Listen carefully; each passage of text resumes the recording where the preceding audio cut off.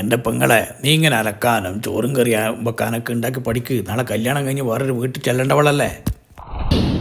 എന്റെ ഏട്ടാ, ഞാൻ ഈ പണിയെല്ലാം പഠിച്ചു. ഞാൻ ചോറും കറി വെക്കും, തുണി അലക്കും, എല്ലാം. ഒരു ശാസ്ത്രജ്ഞനെ കിട്ടിയാലേ വിവാഹം കഴിക്കുമെന്നാണല്ലോ നിന്റെ വാശി.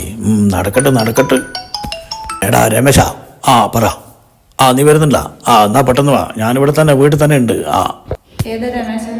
ഞാനൊരു പുതിയ കല്യാണ ബ്രോക്കറെ പരിചയപ്പെട്ടു. പേര് രമേശൻ. അവൻ നിനക്കൊരു ശാസ്ത്രജ്ഞനെ കൊണ്ടുതരാമെന്ന് പറഞ്ഞിട്ടുണ്ട്. 5ാം ക്ലാസ് മാത്രം വിദ്യാഭ്യാസമുള്ള നിനക്കൊരു ശാസ്ത്രജ്ഞനെ കിട്ടാൻ സാധ്യതയുണ്ട്.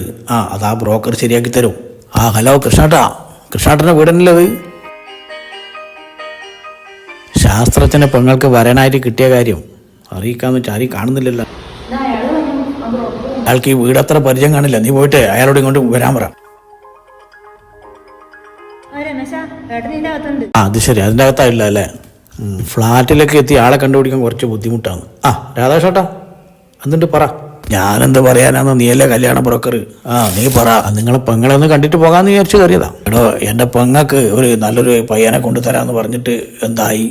ഞാനത് പറയാനും കൂടെ ഇങ്ങോട്ട് വന്നത്. നിങ്ങളെ പെങ്ങൾക്ക് ഒരു ചെക്കന് ശരിയായിട്ടുണ്ട്. എന്തെങ്കിലും പയ്യനെ കിട്ടിയിട്ട് കാര്യമില്ല. അവൾക്കൊരു ശാസ്ത്രജ്ഞൻ തന്നെ വേണമെന്നാണ് പറയുന്നത്. ശാസ്ത്രജ്ഞനെ തന്നെയാണ് ഞാൻ കൊണ്ടുവന്നത്. എനിക്കറിയാം നീ ആളൊരു മിടുക്കനാണെന്ന് എനിക്കറിയാം.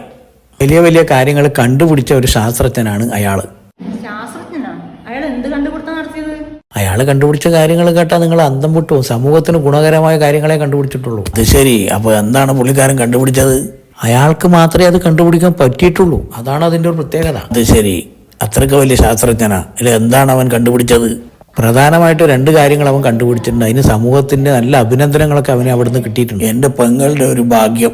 ഇനി പറ, എന്താണ് അവൻ കണ്ടുപിടിച്ചത്? എന്റെ അമ്മയുടെ ഒരു ആങ്ങളുണ്ട്, ഇഷ്ടംപോലെ സ്വത്തൊക്കെ ഉണ്ട്. ബുദ്ധിസ്ഥിരതയില്ലാത്തതുകൊണ്ട് കല്യാണം കഴിക്കാൻ പെണ്ണിനെ കിട്ടുന്നില്ല.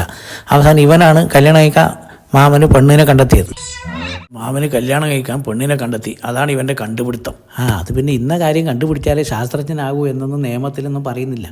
എൻ്റെ മാമന് കല്യാണം കഴിക്കാൻ നല്ലൊരു പെണ്ണിനെ കണ്ടെത്തിയത് ഇവനാണ്. അതുകൊണ്ട് ഇവനെ ഞാൻ ശാസ്ത്രജ്ഞനാ വിളിക്കുക. ഒരു കണ്ടുപിടുത്തമായിട്ട് നമുക്ക് കണക്കാക്കാം. പിന്നെന്താ അല്ലേ പെങ്ങളെ? ഒളിച്ചോടി പോയ നമ്മളെ കുമാരേട്ടൻ്റെ മോളില്ലേ, ആ മോളെ കണ്ടെത്തിയതും ഇവൻ തന്നെയാണ്. ശരി രമേശ, നമുക്ക് സംസാരിക്കാം. നിങ്ങളുടെ പെങ്ങളുടെ ആഗ്രഹപ്രകാരം ഒരു ശാസ്ത്രജ്ഞനെ ഞാൻ കൊണ്ടുവന്നത്. അതിൻ്റെ കമ്മീഷൻ എനിക്ക് കിട്ടണം. അയ്യോ,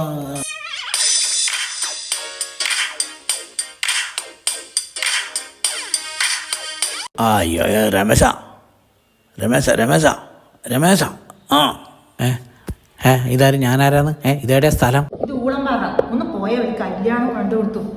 രമേശ, നീ പോയിക്കോ. എല്ലപ്പോൾ നിങ്ങളെ പെങ്ങൾക്ക് വേണ്ടിയിട്ട് ഞാൻ ശാസ്ത്രജ്ഞനെ കൊണ്ടുവന്നില്ലേ? അപ്പോൾ എൻ്റെ ഒരു കമ്മീഷൻ കിട്ടണം, എന്നാലേ ഞാൻ പോവും. അയ്യോ, അപ്പോൾ എൻ്റെ കമ്മീഷൻ തരുന്നില്ല? അയ്യോ. പെങ്ങളെ, ആ റേഷൻ കടയിൽ അരി തൂക്കുന്ന ദിനേശൻ ഒരു ശാസ്ത്രജ്ഞനാണ്. ആർക്കും കണ്ടെത്താൻ പറ്റാത്ത റേഷൻ അരിയിൽ കല്ല് അവനെ കണ്ടുപിടിച്ചത്. അല്ല, നിനക്ക് വേണമെങ്കിൽ അവനെ കെട്ടാന്ന്. അല്ലാതെ ISROയിൽ ശാസ്ത്രജ്ഞനെയൊന്നും നിനക്ക് കിട്ടൂല.